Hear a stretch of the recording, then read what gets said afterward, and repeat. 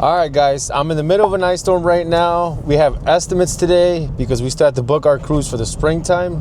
No excuses, but 2 of them already canceled and we got 2 left. So I need to close at least one. And if I don't, I'm gonna be in the middle of an ice storm for no reason. So only one way to find out. Let's go see what happens. First consultation is down and it is freezing out there. How did it end?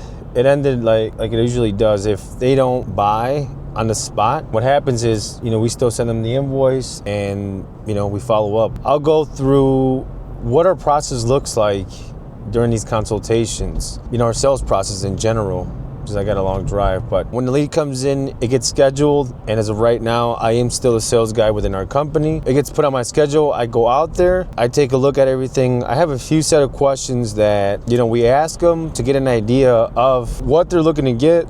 It starts with flat surface, your walls, structures. I have a whole outline within our GoHighLevel on what are the questions we need to ask to get an idea of what the customer wants. Based on that, we're able to give them a ballpark figure. After that, if they do want to work with us, we do ask for a design fee. $1,500. That design fee does get credited towards your down payment. In order for a design team to start working on design, we do ask for that commitment for them to meet us halfway.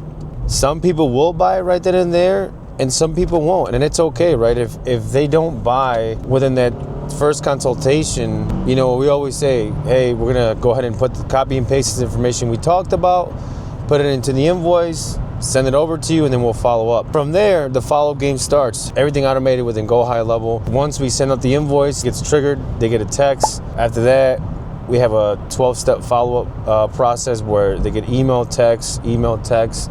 But then again, if they respond within one of those follow-ups, it comes to my inbox, and then I pick up the phone and try to close them then. What I mean by trying to close them, I pick up the phone to answer any further questions. Before, we would follow up with every single person, but now that we have so many leads and so many people that we go see, we decided to try something different to where we let the automations do the work, and then from there, I actually focus on the people that at least respond to one of the automations, because all the other people that don't respond, we will kind of go back to them and try to follow up with them if we run out of leads. But that hasn't been the problem. Like I said, we let the automations do the heavy lifting and put our attention towards the people that actually respond. But yeah, that's our process. If you guys have any questions, drop it in the comments. I'd be happy to answer. But that's how we stay busy, months out. Like right now, we're in January, and we're booking to July. And a lot of people decide to stop marketing now. They don't want to go out now when it's cold, when it's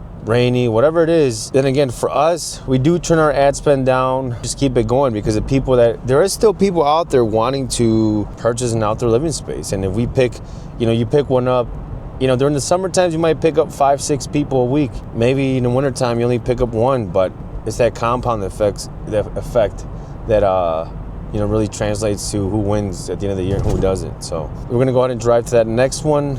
It's in Frankfurt, and then we'll see you guys after to see what really happened there. We're out of the second consultation of the day and the last one, and nothing happened. I'll tell you guys why. So this particular customer here, well, I can't call her a customer, right? But this particular person, very nice people. They even felt bad I came out here, which it really didn't make sense of why they called someone out. But the story with this is they already have an existing backyard. They just are not happy with it. The amount of things that they can do with this backyard to spruce it up, or whatever you might call it, are very limited. If I'm being honest, down to nothing. They already have lighting, they already have a kitchen, they already have pretty much just everything that they need. But, she doesn't like how it's all laid out, and it's got a pool, and it's got we're talking, whoever they bought the house from spent $250K on this backyard, but she doesn't like it. So, we like to be honest, and I didn't want to sell her on, a $5,000-$10,000 package or whatever that we might be able to do to make it happier. It's like, if I knew, I told her, hey, listen, there's nothing that I can do for 5, 10, even 20,000 that is going to make you say, wow, like this is what I wanted. I won't take your money. The only thing that we can do here is tear everything up, except the pool, and redesign everything. But then again, if you're not looking to stay here for another 10 years, the ROI you're going to get on that is just your enjoyment, because you're going to dump another $250 into that backyard. And I can't lie to you and say you get there's going to be a return. She was very happy that I was honest with her, and like I said, there was really no chance for me to close there. Could have sold her on some bullshit, but we don't do that. But now my 2 other consultations canceled, so that's gonna be a wrap for today. And like I said, these days, I'm not gonna lie to you, they suck. You know, it's cold, gloomy out here. There was an ice storm earlier. But to me, in my office, these are the days that count. When, you know, other contractors are hanging out, most of them are on vacation right now. This is the part where if we can scoop up 1 out of every 15, you know, it's great. Like the other day, we just closed another $150,000 project, and like I said, we have to stay locked in no matter what's going on. Like, it doesn't matter. We're back home, as you guys can see. Let's talk about what happened today. Originally, we had 4 consultations, and 2 of them ended up just canceling because, like I said, there's an ice storm outside. You know, we did the best we could and ended up going to 2 more. I think what's gonna happen from here is, you know, we're gonna talk to our marketing team, and we might lower our ad spend. Specifically these months, which we typically already do, we might lower them even more.